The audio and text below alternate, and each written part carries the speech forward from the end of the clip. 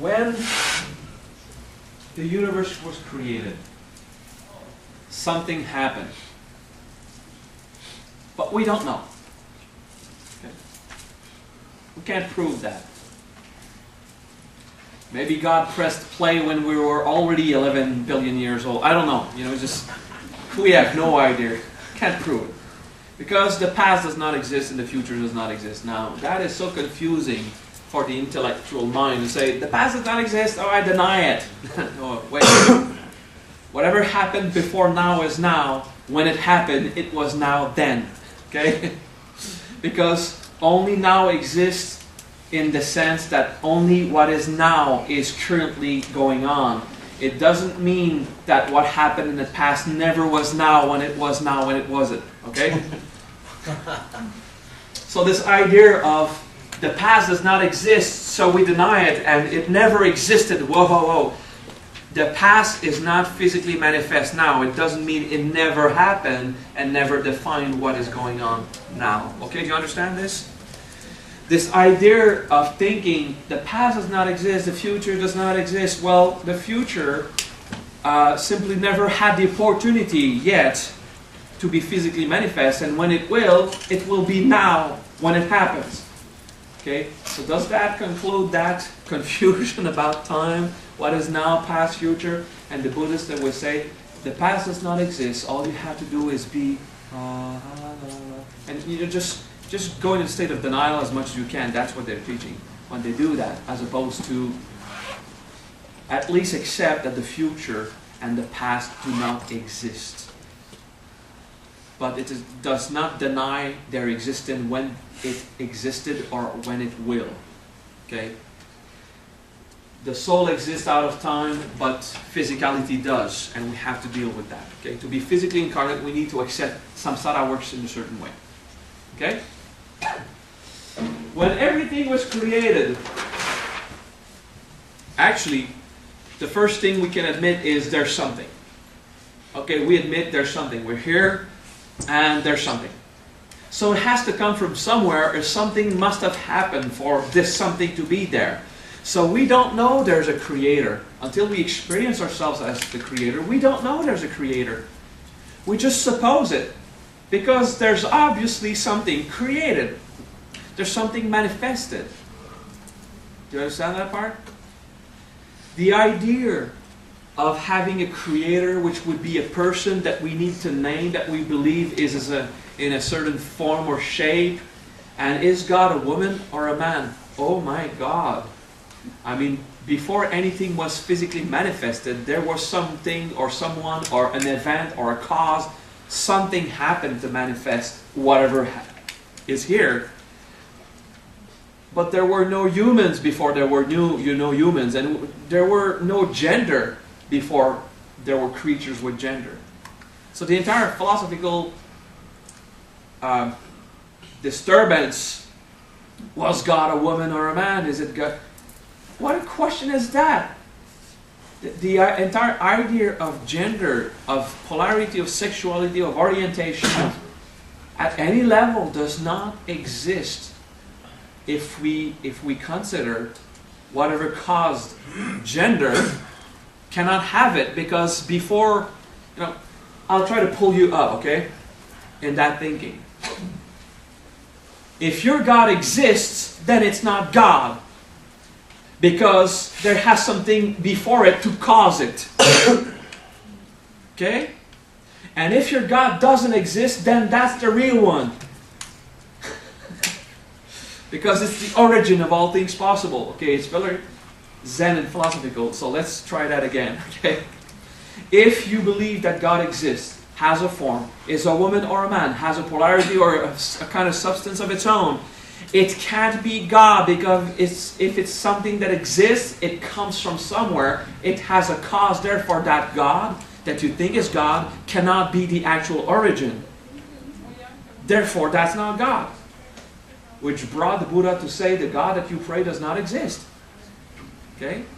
It doesn't mean that God does not exist. It just means that if your God exists, it's not the real one.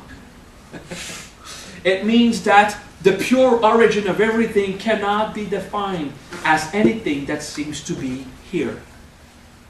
cannot be a man, cannot be a woman, cannot have gender, cannot be something, and can certainly not be someone that you can talk to, and that's why he will not answer. Do you understand this? Your need as a human to impersonate, to project on a theater stage the physical manifestation of a being, because you are so afraid to be far away from him, and you so need to feel close to your divine concept, that you make yourself a false idea of what is the origin.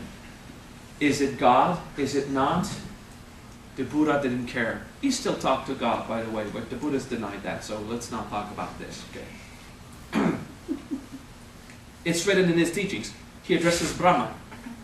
Okay? And he talks to Maheshwar like if it was a person. So at one point he sat and prayed to Shiva. Okay? He did.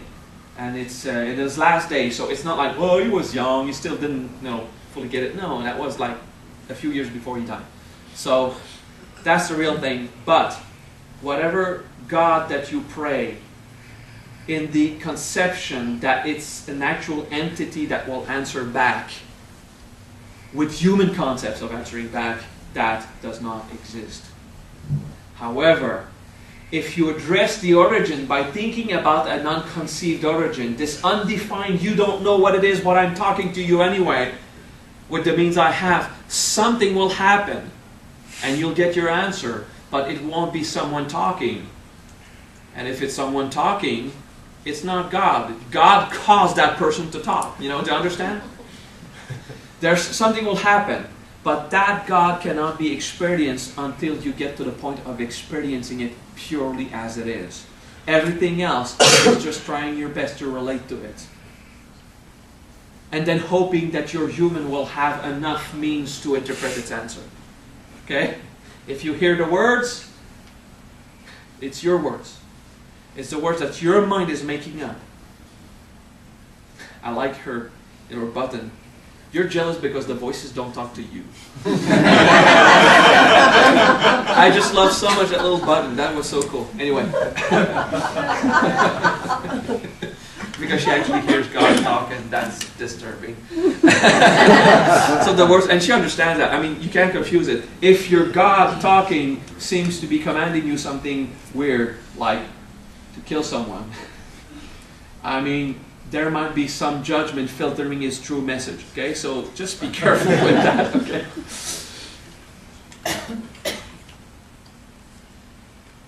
Sakyamuni Buddha explained something pretty cool, actually. You acknowledge everything here is nature. So, in the mind of Buddha, nature.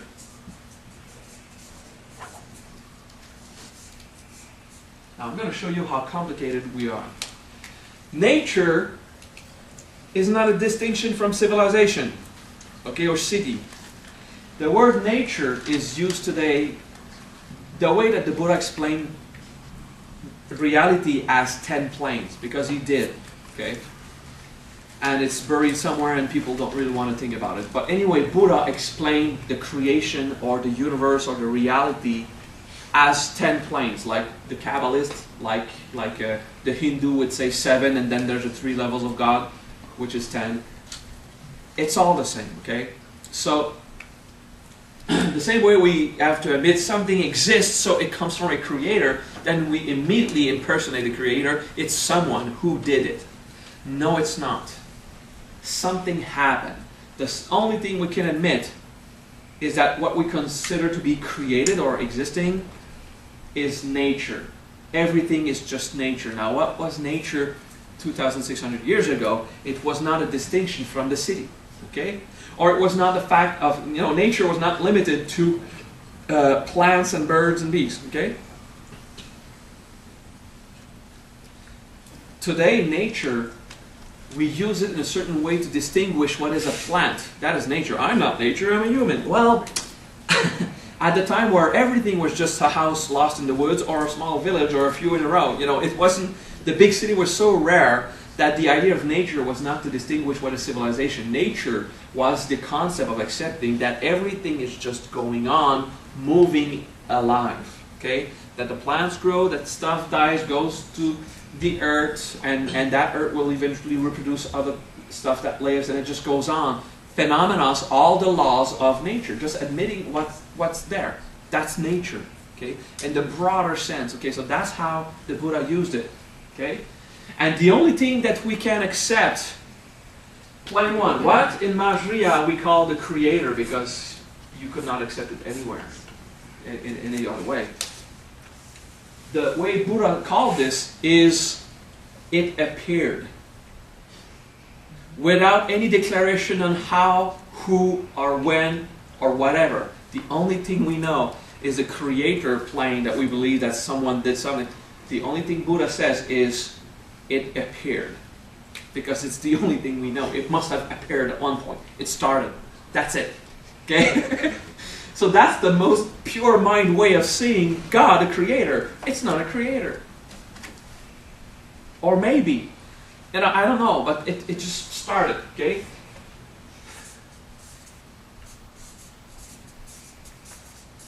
Now the term he used was appearance. The concept of it appeared is the appearance. But if I tell you appearance, you use the appearance today and you become on the superficial. Oh, I'm made in the appearance of God. No, that's not what I mean. It just appeared. Okay? So the word appearance is not the same word that we use today as when he just declared the phenomena of when it started. And nature is not what we use today. It's the concept that he used that time. Everything just going on. Okay? And at third level, entity. So, appeared nature, so there's something. We are now able to conceive that there is entity. The acceptance of existing. Okay? Which is not this entire, oh Shiva that moves the world and everything. No, we exist. We do stuff. It's happening. It's extremely refined. Now it goes on like this for the other states. You want to learn the other one, I guess? Yeah? Alright. The way Buddha taught the 10 planes, extremely abstract. And after I give this little teaching, we will not use it again. It's just to show how complicated you are today. I'm not sure the fourth word. I have to remember who was there last week. I never used that. That's a word I forgot. Anyway, power. For him, there is power. Now, in the Majriya 10 planes, the fourth plane is consciousness, individualized consciousness, or the potential to exist as an individual. He called it power. Okay? Now, you use power only when you see it happen. So, oh, fourth plane is when everything starts to move. No. He's not saying that this power is doing anything. There is the potential. It's power. It's not being used. It is used on the fifth plane. Fifth plane that we call causality. He calls it influence. So the Buddha calls it the plane of influence. So when power, influence, okay, the fifth plane of causality is when he actually does something to influence. And that's the complicated part.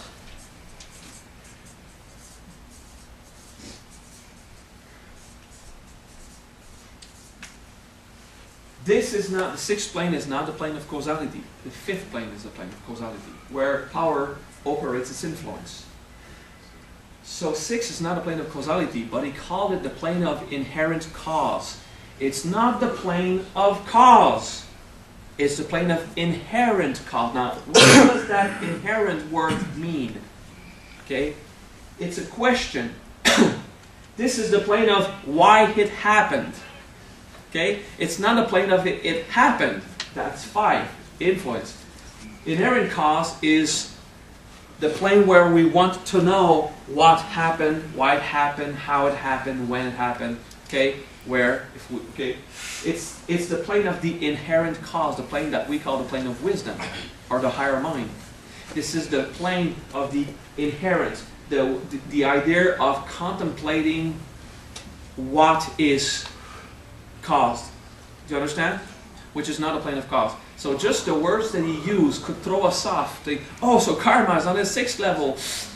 No, karma is on the 5th level. Okay, 6th level is you start trying to understand or conceive what is that cause, the inherent cause, what is implicated.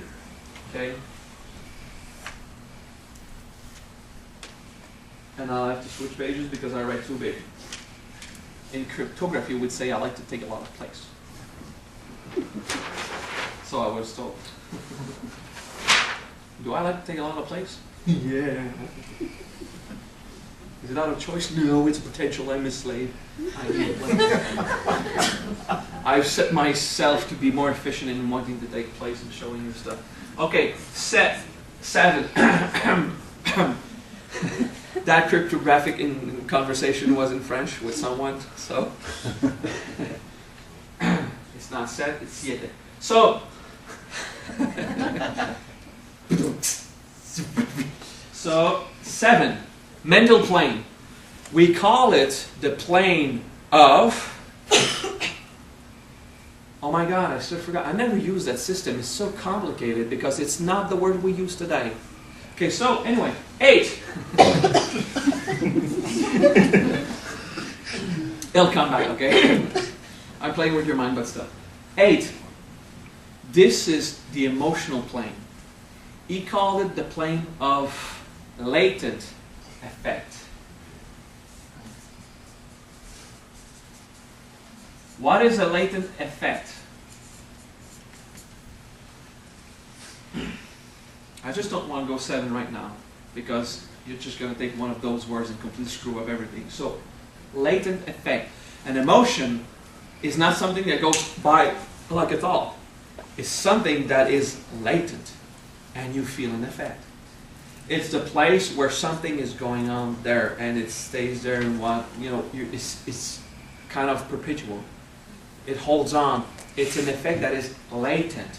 It's not instantaneous. Okay? The 9th plane, because the word emotion did not really exist. Okay? There was a word that seemed to be emotion, but we would even misuse it more than latent effect. So that's what we have translated it. Okay? So the 9th plane is the manifest effect.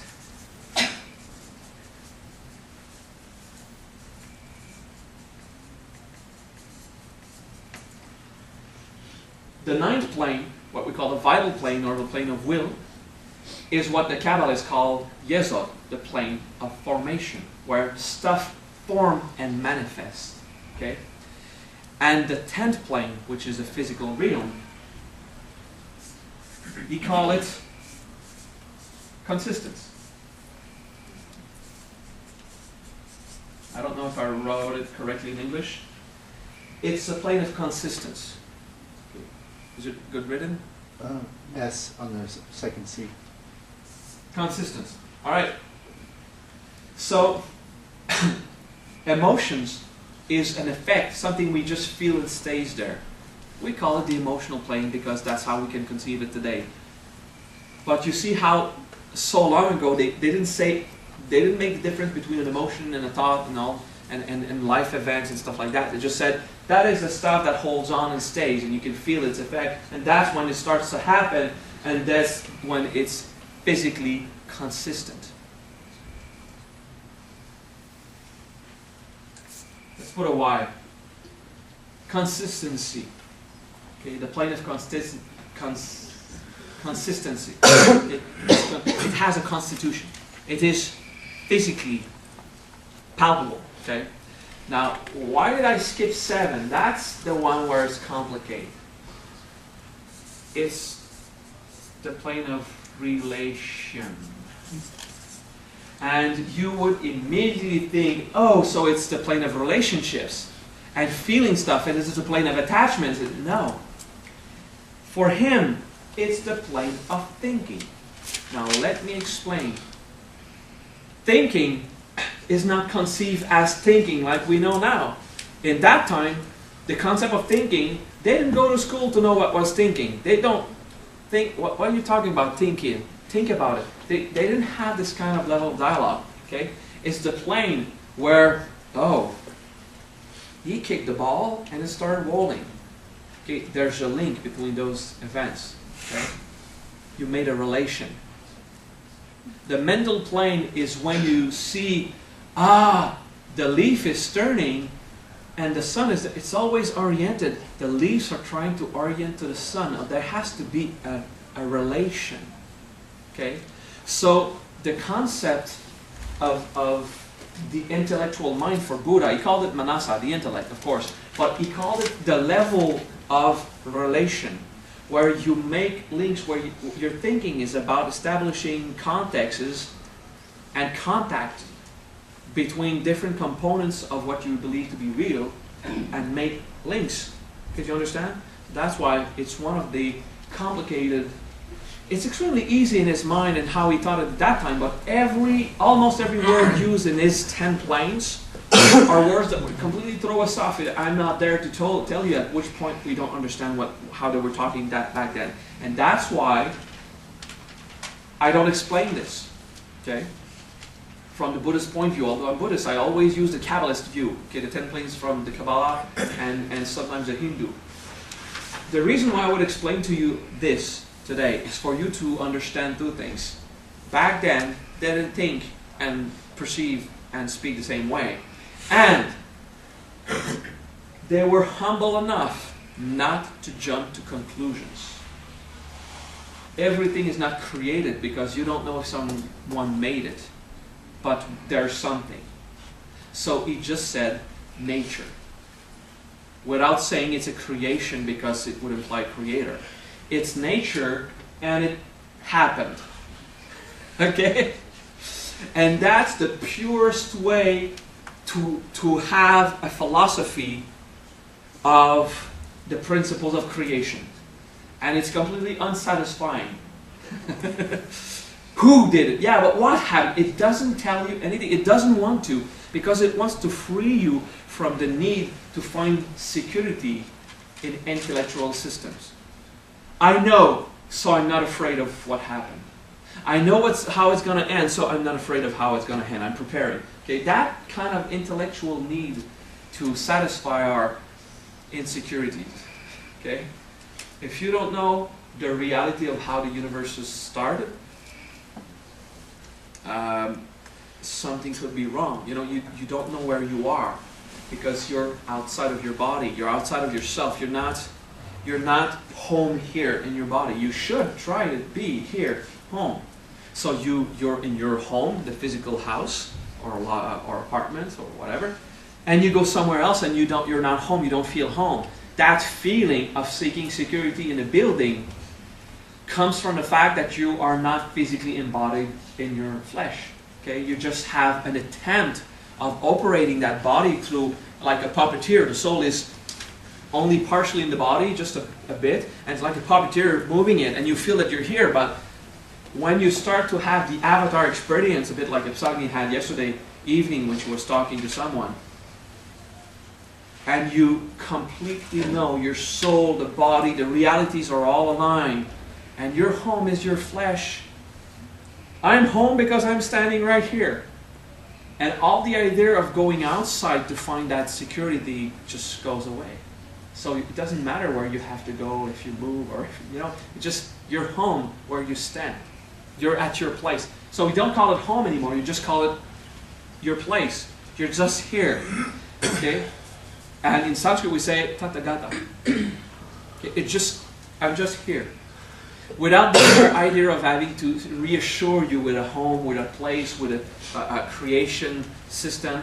But for someone who couldn't find that stability in just being here, we have given, especially the Hindu and the Kabbalists, we have given stories of if nature is there, if everything is here, then it happened. So someone must have done something. and The moment we start to conceive someone did something, we're starting to be impure in our perception. We're starting to lose it. Brahma really exists in the way the Hindu know Brahma exists. But it's not a guy with four heads and his right leg stretched with a lady massaging his foot. All of this is not real. Brahma is a way to name a concept of things happened in nature. The origin, B, were defined, Ra, expressed in nature, Ma. Okay? Brahma, the letters, just means nature happened. That's it. That word is a way to name the concept of what happened, and it became someone. Okay? Because it's a name. It was just a word, it became a name. That it was used in stories where Shiva was mad at Brahma, so he went to cut one of his 5 heads, so he's left with only 4. This is so absolutely ridiculous that gods in a perfected state, if imperfection exists, would challenge themselves to conflicts. There's a way to speak of the 5 elements of origin that's separated for 4 to be able to come in nature and 1 to remain spirits. But it's Shiva that did that. Shiva is the phenomena that the universe is self-aware, and that's it. We say Om, universal consciousness. That universe, the entire universe, is conscious. So everything is observed. Shiva, that's it. Okay, it's just a way to name archetypal, super phenomenal concepts, and then they became people, they became gods, they became persons. Of course, they had to have human faces, because there was a need to be able to build a link, to relate, and intellectually have a relation, and then emotionally to build a relationship with God. Okay? Because the idea of not being human is so abstract to a human. You know, to think that you're not human is so conflictual to you, who is a human, because you're so enslaved to that potential of you, your identity, that is absolutely certain that you are a human, when in fact you have a human. Okay? You have it. Okay? But you're not that. You have it. Hold on to it while it lasts, okay? And then the concept, does reincarnation exist or not? I mean, maybe you'll get another human to the human hardware store. I don't know how it works. Just buy another one, or you're provided by God because He's all compassionate and will give you another one. I don't know if it really is that. It doesn't really matter. What matters is your potential inside you, enslaved to the idea of defining what you are, as much as you needed to have a clear definition of who is the Creator, and to have a clear voice to answer back when you talk to it, and all these ideas. Do you understand that? Yes, close the cell phone. Destroy, throw it in the trash, just do something, but you must not bring anymore. Okay. So, the security that we fight to find in the idea of what we are, okay? Breathe. Contemplate that. How much do you need to know something to reassure yourself? And how far you're going to go to find security in what you know. Therefore, you don't want to know anything else, and you're a slave of ignorance.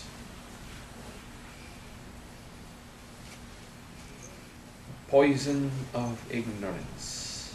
A force that ensures that you don't know. And it's the first tool used by ignorance is convincing you that you know. It is so reassuring. And then you have a little speech like that about how certain are you of how the earth started, and you got this, empowered Christian. It is written! Oh my God! so scientifically, objectively credible, you know. It is written. By whom? By God. Oh, good. Now your God can write. So he can't be God, because if he's got the ability to write, someone had to be hired to create that ability to write. Therefore, your God who wrote the book cannot be God. You know, and then you get crucified, so shut up. Don't tell them. I really love Christians, and I love the wisdom of Jesus. It's just that idea of the Bible is explained since the origin as a metaphor of the story of the faith of the Jewish people. It's a story of how the Jewish people experience their faith. It's not the truth. It's not a lie. It's a very accurate story, used, spoken with words that are very old in other languages that mean different things. Okay? Just don't go too far off from that. So, I do read the Bible, and I sometimes like to explain little parts of it that we're convinced mean something. But you know how I teach. I teach through experience. If you're not going to experience something, why should I try to teach you? Because I'm telling you not to believe word for word what is said in the Bible. I certainly won't expect you to believe what I say word for word. Never trust what I say. I could be but bullshit. You know that. Your experience is what will bring you the most wisdom. Therefore, when you read the Rig Veda or the Sutra of Patanjali's, just take the experience it provides you and not go find security in a religious path, even ours. Do you understand that? Please do not find security in Majriya. Find security in just that. Just being there because you are. And take the time to look at these insecurities, the fright, the terrible fright that strikes you when you finally find that you were wrong, because it shows you that you were ignorant. It's an emotion. Ignorance is an emotion. It's not a mindset. It's not a thought, although it affects everything inside you. It is a curse, a poison. It is a blessing of Metatron. It is a beautiful, beautiful blessing of Brahma, of Veheye, of the Father of the universe, allowing you to have an individual experience. And to have that, you needed to be separated from Him. And that separation is ignorance. Okay? Denying God is how we exist. Denial is not evil, it's just a cause of suffering. Okay? It hurts. Doesn't mean it's bad, it just means it hurts, so you should be free from that. But is it evil in nature? When everything was created, regardless of how it was created, when you will experience it, when you will get to the point of Buddhahood, it will be clear how it happened. Okay, there will be no more questions because you'll know through experiencing it. Until then, look at how far you're ready to go to reassure yourself that you're so right about everything. Before there was soul. Okay. New concept. You look at two mountains. And because you're human, it's two mountains. But only in the face of a human, because for the earth, it's just another ripple on a single crust. You know, there's no separate. The rock of that mountain is the same rock of the other. It's just a crust of rock that is uncut and infinite. There's a dent, you put a village there, there are two separate mountains. No, they're not. Okay? You even give them names to have more identity with them and have establish an emotional relationship with your two separated, isolated mountains, where in fact it's just ripples on a crust. Okay? Unified. So before you were a soul, you were soul. And everything was soul substance unified. There was no individual soul. It was just the entire unified mass of that. And the three first planes. Then, on the fourth plane, a desire to know. And to know, God did something. He stopped knowing. So it could know. I mean, you can't see light if there's no darkness to make contrast, you know, or else it's just white stuff. Okay? The idea of light, the idea of you don't know that you're happy until you suffer, and then you can make the distinction, oh my God, I don't want to suffer anymore. Now being happy has value, okay? So, because God is ignorant of His own nature, He goes into the state of shadowing Himself from Himself, causing separation. The power of separation is ignorance. And then from that, like if there was a sea of soul, there's a drop that starts to build, and then group, you got one soul. Ah, now that's you. You've got a soul right here with its movement, its life force, and its patterns and potentials and concept inside, and you are separated from oneness, okay? And you are blessed by the power of ignorance that causes so much suffering. You want to free yourself from that original cause, okay? So there's nothing evil in there. Let's say they would use a metaphor. A man and a woman wanting to discover the truth decided, wanted to know what is good and evil. They ate a tree. That means they didn't learn in a book. They had an experience. They felt it. They tasted. That's what it meant. They had an experience of wanting to discover good and evil through an experience. That's why it's tasted in the book as an apple and not a book. Okay? And that caused them to get out of the unified place. Okay? So they were not thrown out of heavens by an angry God. They are concepts of the unified reality that built up a curiosity. What is that experience? And that naturally caused condensation, densification into a crust, and you got one pocket soul. Okay? And that power of ignorance is what allows us to exist, and it is also what densifies us until we hit the realm of samsara and go splat, and we're all destroyed. Okay? And it hurts. Okay? That's how we fall on earth. Okay? There are no evil angels against the will of God that become fallen angels and go to hell. No, there are levels of density of angelic forces to find out how much curious they are to know what is creation. And it naturally distributes, and everything is perfect like that. Okay? But we have to tell stories for people to understand. So we use words and metaphors that people are capable of understanding. Go back 2, 3, 4, 5, 6,000 years in the back, and consider people who never read a book because they don't even exist. And the entire concept of stories and the philosophical development of these people, of humans, many thousand years ago is close to nothing. They have the observation of nature as it is, and they accept it, and they just try to survive it. Okay? So we have a higher philosophical development. We can understand stuff, but remember, at this time they needed to come in kind of more rigid stories. Something they could relate to.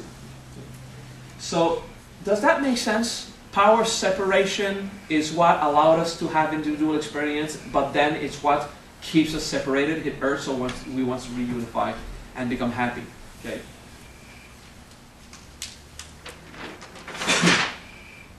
Which brings me to speak of the concept of projection. If everything, let's get back to that image. If everything is unified in a heavenly state, that ignorance, that separation is a force, a potential that builds, like in the lava lamp before there was anything to build in.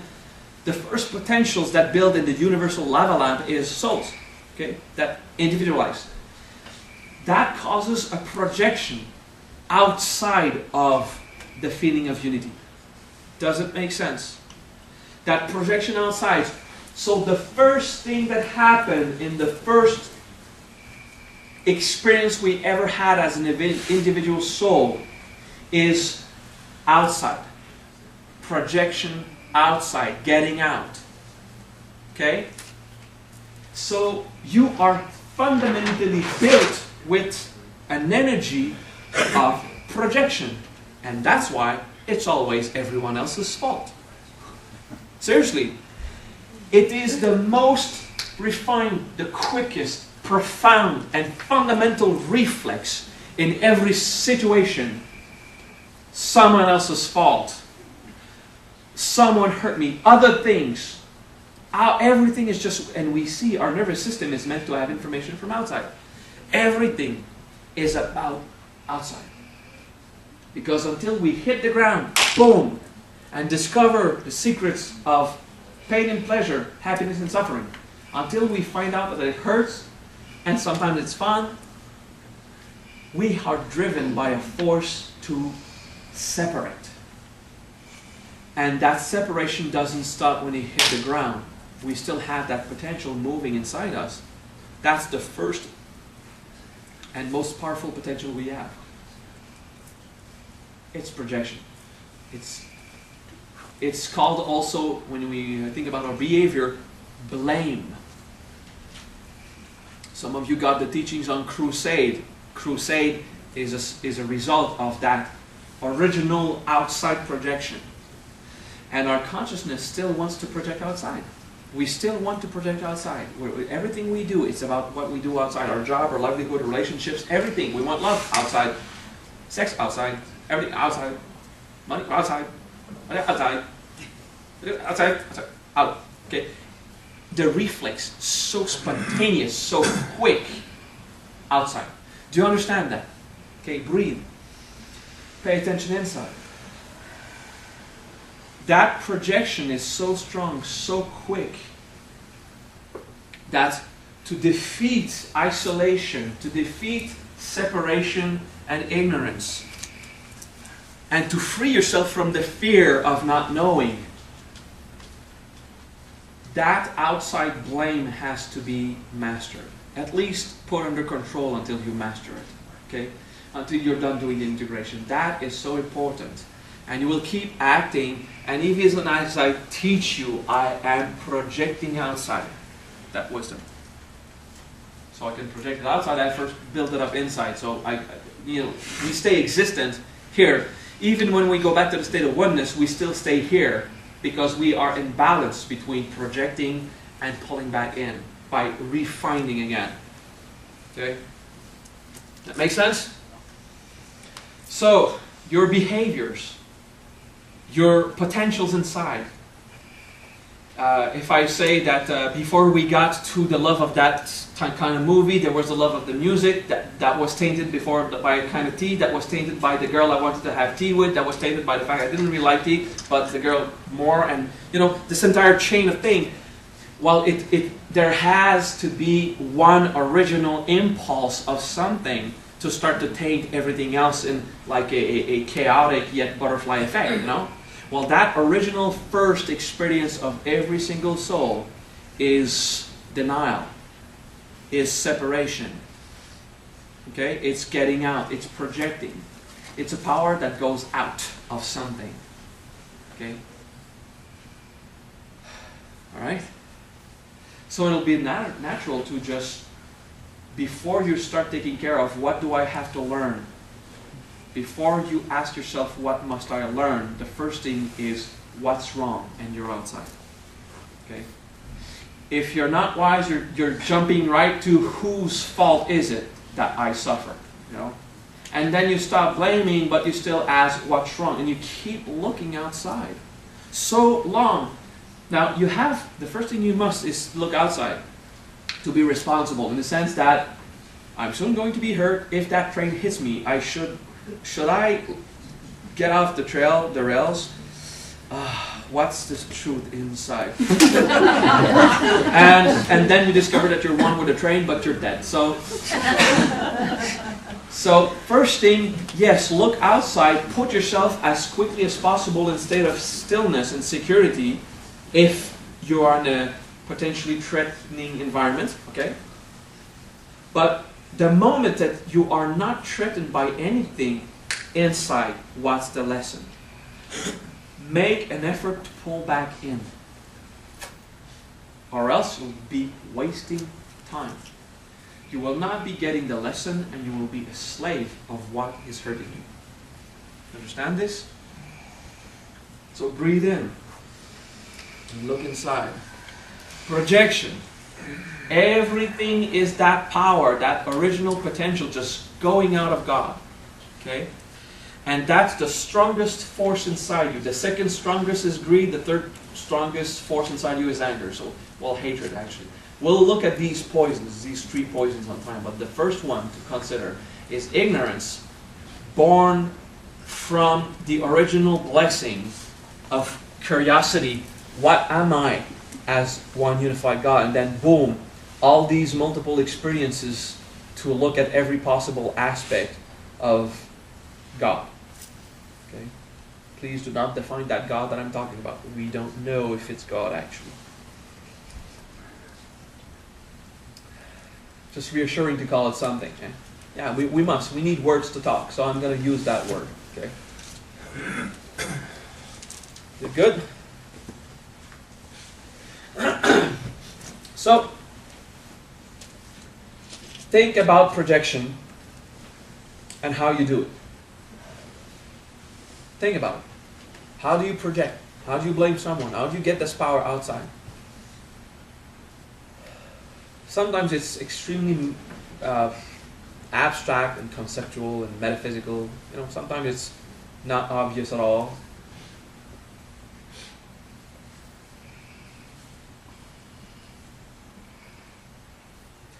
You ask yourself, why is life so hard on me? Boom, blame life. You don't want to blame life, you say, why is it so hard? Boom, you've blamed life without naming it. Just, if you say it's hard, I agree. That's stating a fact. Why is it so hard? It implies that you have been thinking it has to be someone else's fault. Now, why is it so hard? It has to be someone's fault or something else's fault than me. Why is it so hard? Maybe because you find it so hard. Hello. So, what is it, the food? Yes. Oh, wonderful. We love you so much. I was going to say, Break please time. all don't attack me at once. Thank you. We'll continue this speech afterwards.